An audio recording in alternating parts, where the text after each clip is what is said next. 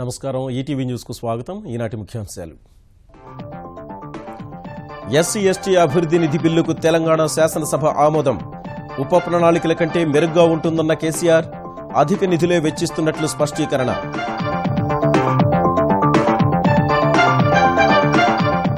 మైనార్టీలు వెనుకబడిన వర్గాల అభ్యున్నతికి కట్టుబడి ఉన్నామన్న కేసీఆర్ ఎన్నికల్లో ఇచ్చిన హామీలన్నింటినీ నెరవేరుస్తామని శాసనసభలో భరోసా అగ్రిగోల్డ్పై ఏపీ అసెంబ్లీలో రెండో రోజు తీవ్ర దుమారం ప్రతిపాటిపై ఆరోపణలు నిరూపించాలని జగన్కు తెదేపా సవాల్ ప్రతిపక్ష నేత వైఖరిని ఖండిస్తూ తీర్మానం అమెరికాలో ప్రకాశం జిల్లాకు చెందిన తల్లి బిడ్డల దారుణ హత్య ఇంటిలోనే గొంతు కోసి చంపిన వైనం అల్లుడిపై అత్తమామల అనుమానం ఎయిర్ ఇండియా సిబ్బందిపై దాడి చేసిన శివసేన ఎంపీపై చర్యలు విమాన ప్రయాణం నిషేధించిన విమానయాన సంస్థల సమాఖ్య రవీంద్రపై పూణే ఢిల్లీలో కేసులు అమెరికా నూతన ఆరోగ్య బీమా పథకంపై ట్రంప్కు ఎదురుదెబ్బ సంఖ్యాబలం లేక కాంగ్రెస్ ముందుకు రాని బిల్లు లోపాలే కారణమని విపక్షాల స్పష్టీకరణ రేపటి నుంచి భారత్ ఆస్ట్రేలియా మధ్య చివరి టెస్ట్ సిరీస్ కైవసం కోసం ఇరు జట్ల వ్యూహాలు గాయంతో బాధపడుతున్న కోహ్లీ ఆడడంపై సందిగ్ధత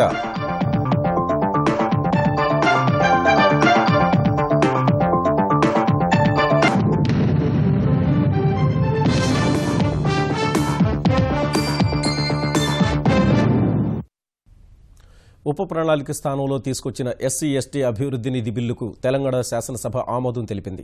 ఆయా సామాజిక వర్గాలకు బడ్జెట్లో కేటాయించే నిధులు నిక్కచ్చిగా వారి కోసమే ఖర్చు చేసేలా కొత్త చట్టంలో భద్రత కల్పించారు. ఖర్చు చేయని నిధులు తర్వాత ఏడాదికి బదిలీ అయ్యేలా చట్టంలో పేర్కొన్నారు.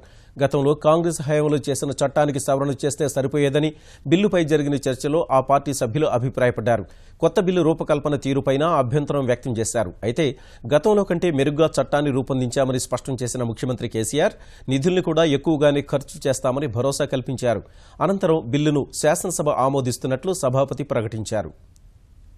రూల్స్ ని ఫ్రేమ్ చేసుకొని నోడల్ డిపార్ట్మెంట్ ఏమైనా ఏర్పాటు చేశారా, నోడల్ ఏజెన్సీలు ఏమైనా మీటింగ్ పెట్టారా, స్టేట్ కౌన్సిల్ ఏమైనా మీటింగ్ పెట్టారా, లేకపోతే ఆ తీసుకొచ్చిన ప్లాన్స్ మీరు ఏమైనా సభలో పెట్టి అప్రూవల్ చేశారా, లెజిస్లేచర్ తీసుకొచ్చారా, ఏం చేశారని చెప్పారని మేము చేశామంటారు. చేశారా యాక్ట్ ప్రకారం? ఇప్పటికే ఆనాడు ఉమ్మడి రాష్ట్రంలో తీసుకొచ్చినటువంటి చట్టం ద్వారా పూర్తి స్థాయిలో న్యాయం జరిగేది. స్పెషల్ డెవలప్మెంట్ ఫండ్ అని చెప్పాం. ఖర్చు పెట్టినటువంటి డబ్బు ఏదైనా ఉంటే క్యారీ ఫార్వర్డ్ చేసే విధంగా ఏదైనా ఆలోచన చేసి పెట్టండి అని చెప్పాం. దానికి ఇంక్లూడ్ చేసే సంతోషం. అట్లాగే అధికారులు ఎవరైనా ఖర్చు పెట్టకుండా నెగ్లిజెన్స్ చేస్తే వాళ్ళ మీద చర్యలు ఉండేటట్టుగా కూడా మనం దీంట్లో ఏదైనా క్లాజ్ పెట్టాలంటే దాన్ని కూడా పెట్టుకున్నాం. ఈ 3 అమెండ్మెంట్స్తో ఈ చట్టాన్ని సభలో పెట్టేస్తే సరిపోయేది అధ్యక్ష. పోయిన యాక్ట్ మీద డెఫినెట్లీ ఇది ఇంప్రూవ్డ్ వర్షన్ అధ్యక్ష. గతంలో టైం లిమిట్ లేదు, అసలు క్యారీ ఫార్వర్డే లేదు. ఈసారి ఖర్చు పెట్టకపోతే ఖచ్చితంగా నెక్స్ట్ ఇయర్ కంపెన్సేట్ చేయాలని చట్టంలో ఉంది అధ్యక్ష. ఏ ప్రభుత్వం పనిచేసినా ఆ ప్రభుత్వానికి శిక్ష విధించాలంటే పెట్టినాం.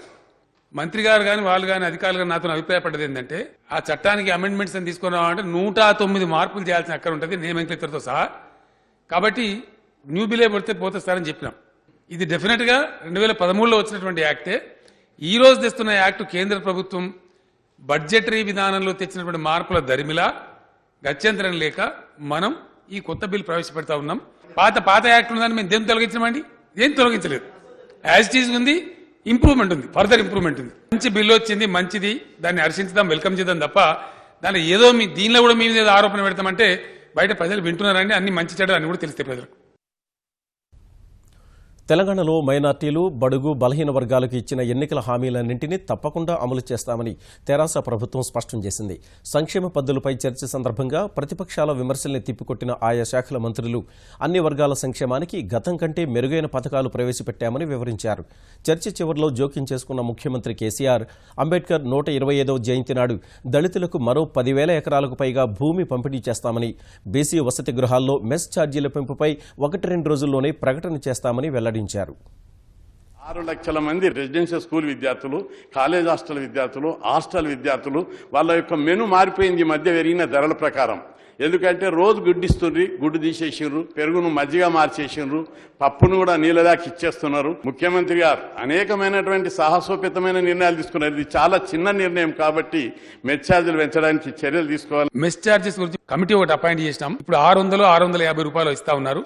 కనీసం ఒక 1000-1100 ఇవ్వాలన్నటువంటి ఉద్దేశానికి ఆ కమిటీ వాళ్ళు వచ్చినట్టు నాకు సమాచారం ఉంది. నేను డిప్యూటీ సీఎం కడియం సీఆర్ గారిని రిక్వెస్ట్ చేస్తా ఉన్నా, ఈ హౌస్ అయ్యే లోపే రేపో ఎల్లుండో మెస్ ఛార్జీల పెంపుదల కూడా తప్పకుండా ప్రకటన చేస్తాం. బీసీ కమిషన్ కు రాజ్యాంగ భద్రత కల్పించాలని చెప్పి దానికి ఆ ప్రతిపత్తి ఇవ్వడానికి మాకు ఎటువంటి అభ్యంతరం లేదు.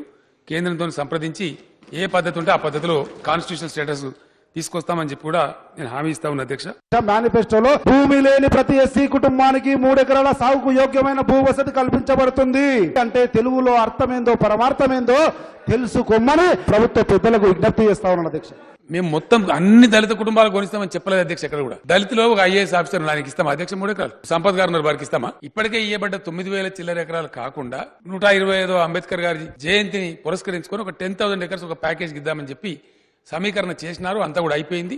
Almost that is on the verge of completion. Khammam MLA Puvvada Ajay Kumar గారు నాకు లెటర్ ఇచ్చినారు. 66 ఎకర్స్ ల్యాండ్ ఉంది నా సొంతంది, నేను దళితుల కోసం ఇవ్వడానికి 3 ఎకరాల పంపిణీకి సిద్ధంగా ఉన్నాను వారు చెప్పినారు. ఫ్రీగా ఇచ్చినామని ఎందుకు చెప్తారో నాకు అర్థం కాదు. మీ నియోజకవర్గాలలో అమెరికాలో ఇతర దేశాలలో సెటిల్ అయిన వాళ్ళు కానీ, హైదరాబాద్ లో వచ్చి సెటిల్ అయ్యే భూమిని పట్టించుకునే వాళ్ళు కానీ, వాళ్ళకు ఉండి కూడా ప్రయోజనం లేదు, వాళ్ళు చేస్తలేరు. అట్లాంటి వాళ్ళు ఉంటే కన్విన్స్ చేయమని చెప్పి గౌరవ శాసనసభ్యులు నేను కోరుతా ఉన్నా అధ్యక్ష. కన్విన్స్ చేస్తే ఎంత ల్యాండ్ వచ్చినా సరే గవర్నమెంట్ తీసుకుంటూ ముందుకు పోతాం. ఇసుక అక్రమాలపై తెలంగాణ శాసనమండలిలో అధికార విపక్షాల మధ్య తీవ్ర వాగ్వాదం చోటు చేసుకుంది.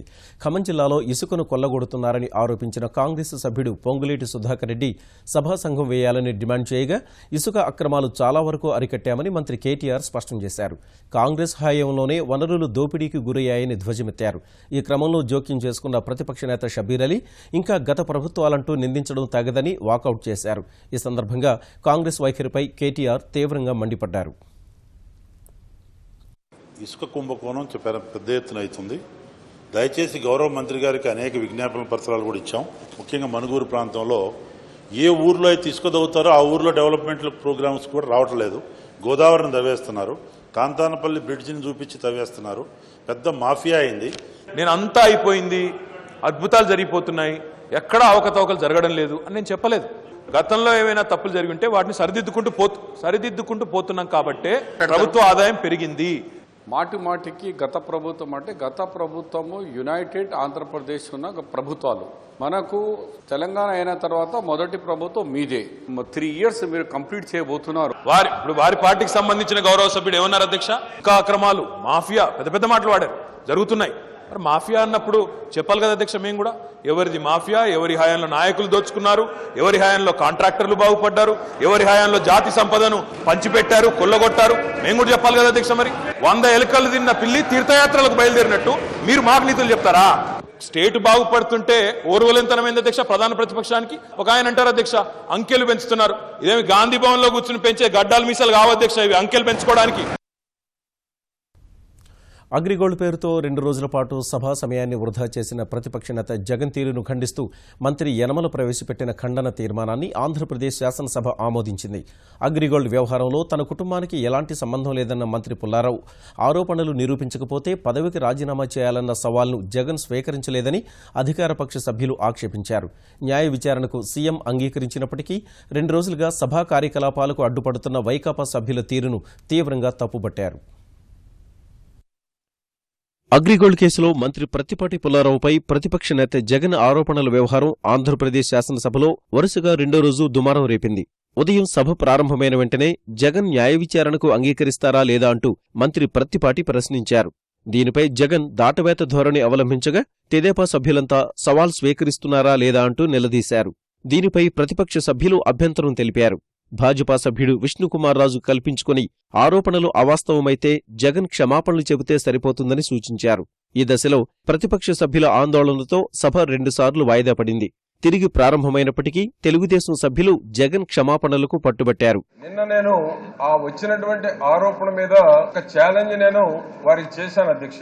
ఆ ఛాలెంజ్ వారు నిలబడుతున్నారా లేకపోతే విత్డ్రా చేసుకుంటున్నారా, నేను క్లారిటీ ఇవ్వమని అడుగుతున్నాను అధ్యక్ష. అగ్రిగోల్డ్ డైరెక్టర్లు, అగ్రిగోల్డ్ సంస్థకు సంబంధించిన మనుషులు కొంతమందిని అరెస్ట్ చేయడం కూడా జరిగింది. మిగిలిన వాళ్ళను చాలా మందిని ఇంకా అరెస్ట్ కూడా చేయలేదు. ఏ డిస్కషన్ లోకైనా సరే వెళ్ళాలంటే ఆ ఛాలెంజ్ కి కట్టుబడి ఉన్నావా లేదా ముందు చెప్పాలి. ఈ క్రమంలో వైకాపా సభ్యులు పోడియం వద్దకు వచ్చి పదే పదే గొడవకు దిగగా సభాపతి వారిని మందలించారు. ప్రతిపక్షం కోరినట్లే న్యాయ విచారణకు అంగీకరిస్తే ఎందుకు భయపడుతున్నారంటూ ముఖ్యమంత్రి చంద్రబాబు ఆగ్రహం వ్యక్తం చేశారు. మీరు ఆరోపణ చేశారు కదా, మీ దగ్గర డాక్యుమెంటరీ ఎవిడెన్స్ ఉంది కదా, ప్రూవ్ చేయండి. ప్రూవ్ చేస్తే పుల్లారావు గారు మంత్రిగానే కాదు ఎమ్మెల్యే కూడా పోతాడు కదా. ఇప్పుడు మీ భయం ఏంటంటే ప్రూవ్ చేయలేము కాబట్టి జగన్మోహన్ రెడ్డి ఉద్యోగం పోతాను భయపడుతున్నారు. ఈ పెరిగితనం మంచిది కాదు. సవాళ్లు స్వీకరించాలి. జ్యుడిషియల్ ఎంక్వైరీ యాక్సెప్ట్ చేయాలి. ఏ ఇద్దరులో ఒకరే హౌస్ లో ఉండాలి తప్ప ఇద్దరు ఉండడానికి అవకాశం లేదు. అధ్యక్ష, ఆరోపణలు చేసి నిరూపించకుండా సభ నుంచి పారిపోవడం ప్రతిపక్షానికి ఆనవాయితీగా మారిందని మంత్రులు మండిపడ్డారు. జగన్ వైఖరిని తప్పుబడుతూ శాసనసభ తీర్మానం చేయాలని ఆర్థిక మంత్రి యనమల ప్రతిపాదించగా తెలుగుదేశం, భాజపా సభ్యులంతా సమ్మతించారు. ఈ సమయంలో ప్రతిపక్ష సభ్యులు సభ నుంచి బయటికి వెళ్లిపోగా వైకాపా నుంచి తెలుగుదేశంలో చేరిన ఎమ్మెల్యేలు కూడా జగన్ తీరును ఖండించారు. ప్రతి క్షణం కూడా ఆయన వ్యవహార తీరుని భరించలేక నేను తప్పటడుగేసానే, ఈ తప్పును సరిదిద్దుకునేటటువంటి అవకాశం నాకు ఎప్పుడు వస్తుంది అనే ఆలోచనతోటే మదన పడేటటువంటి పరిస్థితి ఉండేది. అధ్యక్ష, తన యొక్క వ్యక్తిగత స్వార్థం కోసం, తన ఇమేజ్ ని పెంపొందించుకోవడం కోసం ఒక వ్యక్తిని మానసికంగా క్షోభకు గురి చేసేటటువంటి విధానంలో ఎంత నీచానికైనా దిగజారుతాడు ప్రతిపక్ష నాయకుడు అనడానికి పుల్లారావు గారి మీద, వారి కుటుంబం మీద పెట్టినటువంటి ఆరోపణ. వయసు తక్కువ, ఆశ ఎక్కువ. సీఎం పోస్ట్ ఏ పని అడిగినా సీఎం పోస్టే. ఎవరైనా పెన్షన్ అడిగినా మిస్ అయిందన్నా అంటే నేను సీఎం అయినాక, రేషన్ కార్డు అడిగితే నేను సీఎం అయినాక, ఐసీయూలో ఒక పేషెంట్ 3 గంటల్లో పోతాడన్నా ఏమన్నా సాయం చేయమంటే నేను 3 ఏళ్ల తర్వాత సీఎం అవుతా అప్పుడు చూస్తానంటే ఆయన ఏమన్నా సమాధికి ఏమన్నా సాయం చేస్తాడా అని. నీకు కామన్ మ్యాన్ సపోర్ట్ లేదు, నువ్వు సీఎం అయ్యేది లేదు. అనంతరం శాసనసభ వ్యవహారాల మంత్రి యనమల ప్రతిపక్ష నేత వైఖరిని ఖండిస్తూ చేసిన తీర్మానాన్ని సభాపతి ఆమోదించారు. పరిస్థితులకు అనుగుణంగా మన సిస్టమ్ కూడా మార్చుకోవాల్సినటువంటి అవసరం. అందుకనే ఇప్పుడు ఇటువంటి ప్రతిపక్షం ఉన్నప్పుడు వాళ్ళకి సరైనటువంటి గుణపాఠం కూడా నేర్పాలి. ఆయన మాట్లాడుతూ బయట ఈ సభనే కుక్కలతో పోలుస్తున్నాడంటే అసలు ఎంత అహం ఉందో మనిషితో మనం అర్థం చేసుకోవచ్చు. అంచేత ఇటువంటి వాళ్ళు ఇటువంటి స్థానాల్లో ఉండడం అనేటువంటి ప్రజలు కూడా సహించకూడదు, ప్రజలు కూడా అర్థం చేసుకోవాల్సినటువంటి అవసరం ఉంది. అంచేత ఈ తీర్మానాన్ని సపోర్ట్ చేసినందుకు అందరికీ ధన్యవాదాలు తెలియజేస్తూ ఈ యొక్క రిజల్యూషన్ పాస్ చేయవలసిందిగా కోరుతున్నాను. అనంతరం శాసనసభను రేపటికి వాయిదా వేశారు. 20 లక్షల మంది అగ్రిగోల్డ్ బాధితులకు సంబంధించిన అంశాన్ని మంత్రి ప్రత్తిపాటి తనకు మధ్య వివాదంగా మార్చి చంద్రబాబు ప్రభుత్వం సమస్యను పక్కదారి పట్టిస్తోందని వైకాపా అధ్యక్షుడు జగన్ ఆరోపించారు. తాను చేసిన ఆరోపణలకు సాక్ష్యాలు ఉన్నాయన్న జగన్ వాటిని సభలో చూపించేందుకు 20 నిమిషాల సమయం కూడా ఇవ్వలేదన్నారు. పుల్లారావు సహా ఎంతో మంది ఈ కుంభకోణంలో భాగస్వాములుగా ఉన్నారని ఆరోపించిన జగన్ వారి నుంచి తమకు న్యాయం జరిగేలా చూడాలని బాధితులే సాక్ష్యాలు సేకరించి ఇచ్చారని చెప్పారు. ప్రత్తిపాటికి భూములెమ్మిన ఉదయ్ దినకరన్ అగ్రిగోల్డ్ సంస్థలో డైరెక్టర్గా ఉన్నారని జగన్ తెలిపారు. ప్రత్తిపాటి అంశంలో తనను సవాల్ స్వీకరించాలని పట్టుబడుతున్న తెదేపా నేతలు పార్టీ ఫిరాయించిన ఎమ్మెల్యేలను తిరిగి ఎన్నికలకు వెళ్లేందుకు సిద్ధమా అని ప్రశ్నించారు. ఓటుకు నోటు కేసులో తాము చేస్తున్న సవాళ్లు ఎందుకు స్వీకరించడం లేదో సమాధానం చెప్పాలని జగన్ ప్రశ్నించారు. పుల్లారావు గారి దగ్గర నుంచి హాయ్లాండ్ అయితే ఎందుకు ఆక్షన్ చేయడం లేదో ఎవరికీ తెలియడంలా, యారాడలో 116 ఎకరాల రిసార్ట్స్ ప్రైమ్ ప్రాపర్టీ ఎందుకు ఆక్షన్ చేయడం లేదో ఎవరికీ తెలియడంలా, అతిహోయ దగ్గర షాపింగ్ కాంప్లెక్స్ ఎందుకు ఆక్షన్లోకి రావడం లేదో ఎవడు చెప్పడు, వాల్యూ ఉన్న ఇటువంటి ఆస్తులు ఎందుకు రావడం లేదో ఎవడు చెప్పడు. ఆరోపణలు ఉన్నాయి వీటి మీద. ఎంపీలు హస్తం ఉందని, చంద్రబాబు నాయుడు గారి కొడుకు హస్తం ఉందని కూడా ఆరోపణలు ఉన్నాయి. ఎందుకు రావడం లేదు ఈ ఆక్షన్లకి? 1.5 సంవత్సరం అయిపోయింది. అగ్రిగోల్డ్ బాధితులు 16 కోట్లు మాత్రమే 1.5 సంవత్సరంగా వాళ్ళకు వచ్చింది. వాళ్ళ బాధ ఎవరు తీరుస్తారు? జగన్ ఆరోపణల్ని ఖండించిన పుల్లారావు తాను కొనుగోలు చేసిన ఆస్తులకు అగ్రిగోల్డ్కు సంబంధం లేదని పునరుద్ఘాటించారు. అసలు నిందితుడు జగనేనని ఆరోపించారు. 2014 ఎన్నికల సమయంలో అగ్రిగోల్డ్ యాజమాన్యాన్ని బెదిరించి జగన్ డబ్బులు వసూలు చేశారని విమర్శించారు. ఇంట్లో నుంచి ఎప్పుడు బయటికి రానటువంటి వాడు నా వైఫ్ను బజార్కి ఇచ్చాడు, చెయ్యాల్సిందంతా చేశాడు. ఇప్పుడు సానుభూతి. పుల్లారావుకి నాకు ఎటువంటి వ్యక్తిగతాలు లేవు. పుల్లారావు చేమ లాంటి వాడు. గద్దలు ఉన్నారు, గద్దల దగ్గర ఉన్నది కాపాడమని మాట్లాడుతూ ఉన్నాడు. అగ్రిగోల్డ్ బాధితులను కాపాడాలనే ప్రయత్నం చేస్తుంది చంద్రబాబు నాయుడు గారు. నీకు అగ్రిగోల్డ్ బాధితులను కాపాడాలనేటువంటి ఎక్కడ లేదు నీకు ఆలోచన. నీ మీద ఒక పెద్ద ఆరోపణ ఉంది. ఎన్నికలప్పుడు ఎన్నికల ఫండ్ నువ్వు బెదిరించి తెచ్చుకున్నావని ఉంది. అసలు నీ మీద పెద్ద ఆరోపణ. దాని మీద అసలు విచారణ జరపాలి. అగ్రిగోల్డ్కు చెందిన కొన్ని ఆస్తులు వేలానికి రాకుండా అడ్డుకుంటున్నారంటూ జగన్ చేసిన ఆరోపణల్ని తెలుగుదేశం జాతీయ అధ్యక్షుడు లోకేష్ ఖండించారు. ఆరోపణల్ని జగన్ రుజువు చేయాలని లోకేష్ సవాలు విసిరారు. మంచి చేసేందుకే రాజకీయాల్లోకి వచ్చారని స్పష్టం చేసిన లోకేష్ ఎదుటివారిపై బురద చల్లి పారిపోవడం జగన్కు పరిపాటిగా మారిందని ట్విట్టర్లో మండిపడ్డారు. అమెరికాలో ప్రకాశం జిల్లాకు చెందిన తల్లి కుమారుడు దారుణ హత్యకు గురయ్యారు. న్యూజెర్సీలో నివాసముంటున్న నర్రా హనుమంతరావు భార్య శశికళ వారి 7 ఏళ్ల కుమారుడు హనీష్ సాయిని ఇంట్లోనే అత్యంత కిరాతకంగా గొంతు కోసి చంపారు.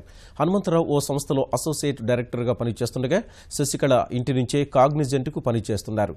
నిన్న పాఠశాలకు వెళ్లిన కుమారుడిని శశికళ ఇంటికి తీసుకొచ్చారు. రాత్రి 7 గంటలకు ఇంటికి వచ్చిన హనుమంతరావు తలుపు తీసి చూసేసరికి భార్య కుమారుడు రక్తపు మడుగులో వెగత జీవులుగా పడి ఉండడాన్ని గుర్తించారు. మృతుల స్వగ్రామం ప్రకాశం జిల్లాలోని పర్చూరు నియోజకవర్గ పరిధిలోని తిమ్మరాజుపాలెం కాగా ఈ ఉదంతాన్ని హనుమంతరావు తమ బంధువులకు ఫోన్ చేసి చెప్పారు. స్థానిక శాసనసభ్యుడు ఏలూరు సాంబశివరావు ఘటన విషయాన్ని ముఖ్యమంత్రి చంద్రబాబు దృష్టికి తీసుకెళ్లారు. మృతదేహాలను త్వరితగతిన భారత్కు తీసుకొచ్చేందుకు చర్యలు తీసుకోవాలని ఏపీ ఎన్ఆర్ఐ వ్యవహారాల మంత్రి పల్లె రఘునాథ్ రెడ్డికి ముఖ్యమంత్రి సూచించారు. అయితే విజయవాడ శివార్లో నివసించే శశికళ తల్లిదండ్రులు మాత్రం తమ అల్లుడే కుమార్తెను మనవణ్ణి హత్య చేశాడని ఆరోపిస్తున్నారు.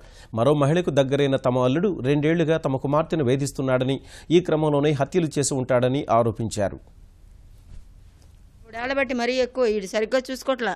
ప్రేమ ఆప్యాయత అనేది లేవు. నా సొమ్ము తింటున్నావు, నువ్వు ఎక్కువ మాట్లాడావంటే విడాకులు నీ చేతిలోకి వస్తాయి అని బెదిరిస్తున్నాడు పిల్లల్ని. వాళ్ళ అమ్మ వెళ్ళింది 2 నెలల క్రితం. పరిస్థితి చక్కబెట్టాలని వెళ్ళింది. ఆమె వల్ల కాక ఇంతే జరుగుతూ ఉంటుంది. మారినప్పుడు మారతాడు ఇంతే అని చెప్పి న్యాయం చెప్పి వచ్చేసింది ఆ తల్లి. తెలంగాణ ప్రభుత్వం ముస్లింలకు రిజర్వేషన్లు కల్పించాలన్న నిర్ణయాన్ని వ్యతిరేకిస్తూ భారతీయ జనతా యువ మోర్చా బీజేవైఎం సహా భాజపా శ్రేణులు చేపట్టిన శాసనసభ ముట్టడి కార్యక్రమాన్ని పోలీసులు అడ్డుకున్నారు. వివిధ మార్గాల్లో అసెంబ్లీ ముట్టడికి వచ్చిన శ్రేణుల్ని గన్ పార్క్ కూడలి వద్ద అడ్డుకున్న పోలీసులు అరెస్టు చేసి దగ్గరలోని ఠాణాలకు తరలించారు. ఈ ముట్టడి యత్నంలో భాజపా తెలంగాణ ఎమ్మెల్యేలు కూడా పాల్గొన్నారు. మత ప్రాతిపదికన ఇస్తున్న రిజర్వేషన్ల నిర్ణయాన్ని వెనక్కి తీసుకునే వరకు ఆందోళన కొనసాగిస్తామని భాజపా శాసనసభాపక్ష నేత కిషన్ రెడ్డి స్పష్టం చేశారు. డాక్టర్ బాబాసాహెబ్ అంబేద్కర్ చెప్పినటువంటి రాజ్యాంగానికి మతపరమైన రిజర్వేషన్స్ వ్యతిరేకము. ఈ రిజర్వేషన్స్ ను అనేక న్యాయస్థానాలు రాజ్యాంగ వ్యతిరేకమని చెప్పాయి. దానికి విరుద్ధంగా కేసీఆర్ గారు ఓట్ల కోసం, అధికారం కోసం, పదవుల కోసం ప్రజలను మతపరంగా విభజించేటువంటి ప్రయత్నం చేస్తున్నారు. బీసీలకు అన్యాయం చేసేటువంటి రిజర్వేషన్స్ ఇది. బీసీ వర్గాలు ఇప్పటికే అన్యాయం గురయ్యాయి. ముస్లింలు కూడా బీసీలకు కలిస్తే బీసీలు మరింత అన్యాయం జరుగుతాయి.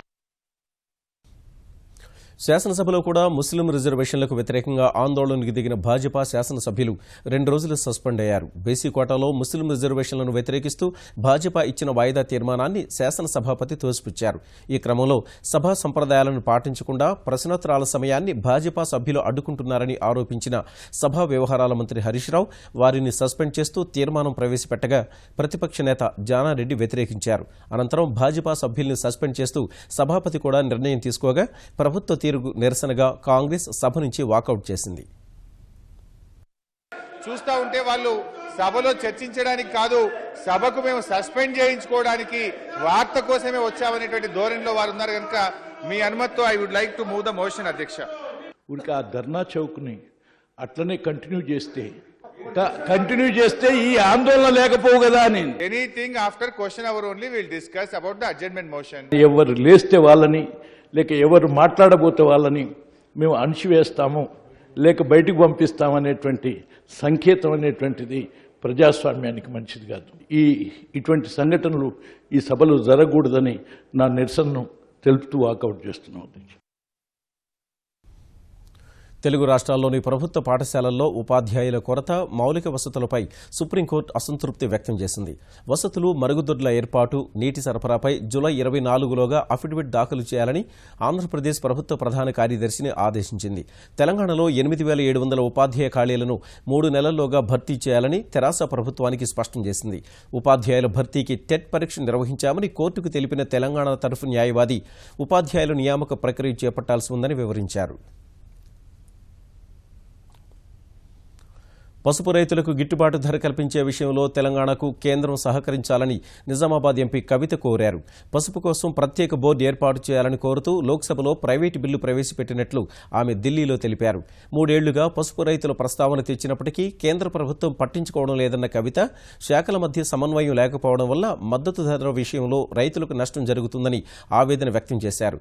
పసుపు బోర్డు సాధనలో వెనక్కి తగ్గేది లేదని, రైతులకు న్యాయం జరిగే వరకు కృషి చేస్తామని స్పష్టం చేశారు. కర్నూలు జిల్లా డోన్లో ఇరు వర్గాల మధ్య ఘర్షణ తీవ్ర ఉద్రిక్తతకు దారితీసింది. పురపాలక కార్యాలయ ఆవరణలో దుకాణాల వేలం అంశంపై జరిగిన గొడవలో 5గురికి గాయాలయ్యాయి. దినసరి కూరగాయల మార్కెట్, వారపు సంత, బస్టాండ్, కబేళాలకు సంబంధించిన వేలం పాటలు నిర్వహిస్తుండగా ఘటన జరిగింది. ఒకరిపై ఒకరు కర్రలతో దాడి చేసుకున్నారు. గాయపడిన వారిలో 2 పరిస్థితి విషమంగా ఉన్నట్లు తెలుస్తోంది.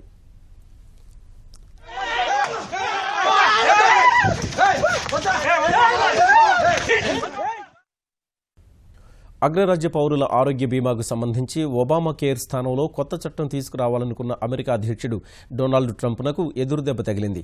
కొత్త బిల్లును ఆమోదింపు చేసుకునేందుకు అవసరమైన సంఖ్యాబలం సాధించడంలో విఫలమైన ట్రంప్ సర్కార్ బిల్లుపై చర్చను వాయిదా వేసింది. డెమోక్రాట్లు తెచ్చిన ఒబామా కేర్ ప్రభుత్వానికి, ప్రజలకు భారంగా మారిందని ఎన్నికల సమయంలో విమర్శించిన ట్రంప్ ప్రత్యామ్నాయంగా కొత్త చట్టం తెచ్చి ఒబామా కేర్ను రద్దు చేస్తామని ప్రకటించారు. ఆ మేరకు రూపొందించిన కొత్త బిల్లు గురువారం అమెరికా కాంగ్రెస్ ముందుకు రావాల్సి ఉంది. రిపబ్లికన్ సభ్యులతో సమావేశమైన ట్రంప్ కొత్త బిల్లుకు అనుకూలంగా ఓటేయాలని ఆదేశించారు. అయితే బిల్లు ఆమోదానికి అవసరమైన ఓట్లు సంపాదించేలా సొంత పార్టీ సభ్యుల్ని ట్రంప్ ఒప్పించలేకపోగా ఆరోగ్య బీమా బిల్లును అధికార పక్షం సభ ముందుకు తీసుకురాలేదు. కొత్త బిల్లు సరిగా లేదనేందుకు అధికార పక్షంలో ఏకాభిప్రాయం రాకపోవడమే నిదర్శనమని ప్రతిపక్షం విమర్శించింది.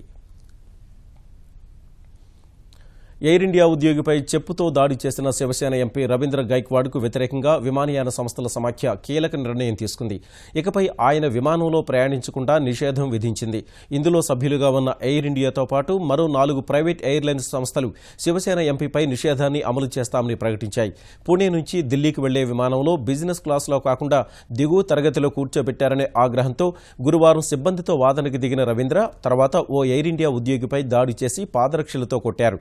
ఈ ఘటనపై అన్ని వైపుల నుంచి విమర్శలు వెల్లువెత్తాయి. అయితే ఈ ఘటనలో తాను క్షమాపణ చెప్పబోనన్న రవీంద్ర గైక్వాడ్ తన న్యాయవాదులు, పార్టీ నేతలు నిర్ణయం తీసుకుంటారని తెలిపారు. ఎయిర్ ఇండియా సిబ్బందే తన పట్ల దురుసుగా ప్రవర్తించారని, నిబంధనలకు విరుద్ధంగా వ్యవహరించారన్న ఎంపీ తగు సేవలు అందించడంలోనూ విఫలమయ్యారని ఆరోపించారు.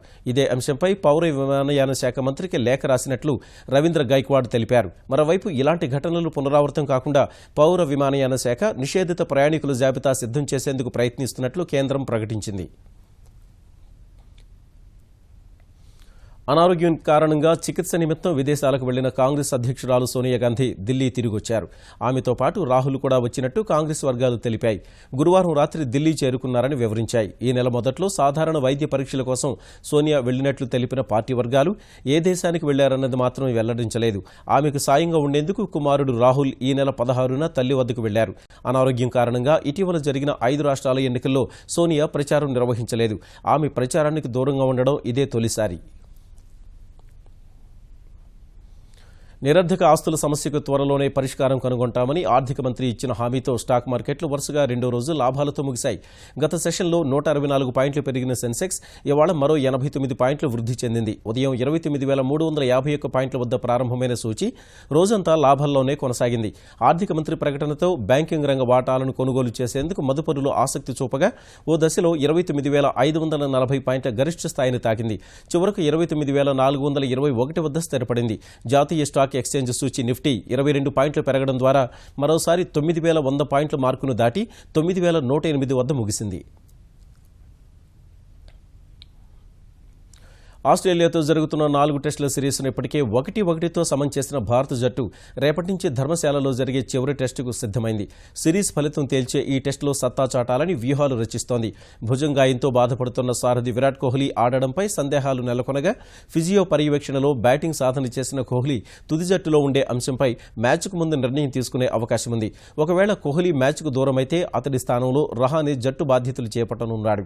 కోహ్లీ ఆడే 4వ స్థానంలో ఆస్ట్రేలియాతో వార్మప్ మ్యాచ్ మ్యాచ్లో ద్విశతకం చేసిన శ్రేయస్ అయ్యర్ ఆడే అవకాశం ఉంది. ధర్మశాల పిచ్ పేస్ బౌలింగ్కు సహకరిస్తుందనే అంచనాల మధ్య ఇరు జట్లు పేస్ బౌలర్లపై దృష్టి పెట్టాయి. రాంచీ టెస్ట్ నుంచి జట్టుతోనే ఉన్న షమి ఫిట్నెస్ కారణాలతో రేపటి మ్యాచ్లో కూడా ఆడడం అనుమానంగానే ఉంది. భువనేశ్వర్ కుమార్ రేపటి మ్యాచ్లో ఆడే అవకాశం ఉంది. చక్కటి ఆరంభాన్ని భారీ స్కోర్లుగా మలచడంలో విఫలమవుతున్న ఓపెనర్ కేఎల్ రాహుల్ చివరి టెస్టులోనైనా రాణించాలని భావిస్తున్నాడు. విజయ్, పుజారా సహా మిడిల్ ఆర్డర్ బ్యాట్స్మెన్ స్థాయికి తగ్గట్టు ఆడితే విజయం తమదేనని భారత జట్టు అంచనా వేస్తోంది. అటు నిర్ణయాత్మక టెస్టును గెలవడం ద్వారా చరిత్ర సృష్టించాలని ఆస్ట్రేలియా భావిస్తోంది. ఈటీవీ న్యూస్ సమాప్తం. నమస్కారం.